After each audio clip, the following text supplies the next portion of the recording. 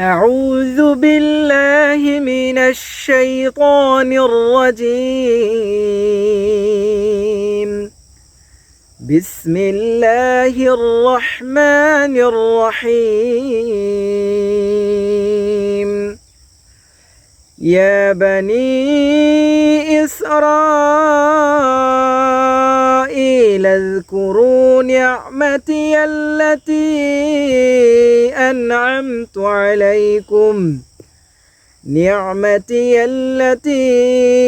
أنعمت عليكم وأوفوا بعهدي أوف بعهدكم وإياي فارهبون আসসালামু আলাইকুম রহমতুল্লাহ।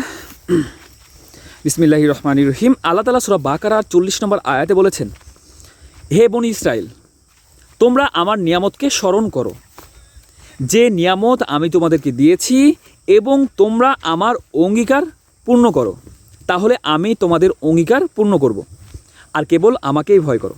আল্লাহ তাআলা এখানে বলতেছেন যে হে বনি ইসরাইল, তোমরা আমার নিয়ামতকে স্মরণ করো, মানে আল্লাহ তাআলা যে নিয়ামতটা বনি ইসরাইলকে দিয়েছেন সেই নিয়ামতটা বনি ইসরাইলকে স্মরণ করার জন্য বলতেছেন আল্লাহ তাআলা। এবং তোমরা আমার সাথে যে অঙ্গীকার করেছো, মানে আল্লাহর সাথে বনি ইসরাইল যে অঙ্গীকার করেছে সেই অঙ্গীকার পূরণ করার কথা বলতেছে, তাহলে আল্লাহও তাদের সাথে অঙ্গীকার পূর্ণ করবে। আর কেবল আমাকে ভয় করো, মানে বনি ইসরাইলকে বলতেছে কেবল আমি আল্লাহ, আমাকে ভয় করো।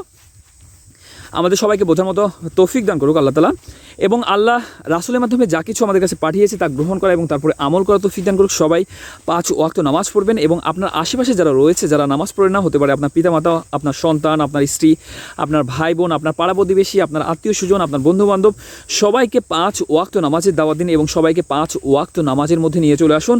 আর এর প্রতিদান অবশ্যই একদিন আপনি পাবেন ইনশাআল্লাহ, যেদিন আল্লাহর সামনে দাঁড়াবেন। আর আমরা সবাই এই পৃথিবীতে আল্লাহর কাছ থেকে আসছি, আবার আমাদের সবাইকে আল্লাহর কাছেই ফিরে যেতে হবে। তো আল্লাহর কাছে ফিরে যাওয়ার প্রিপারেশন নেন, আল্লাহর সামনে দাঁড়ানোর প্রিপারেশন নেন, আল্লাহর সামনে জবাবদিহিতার প্রিপারেশন নেন।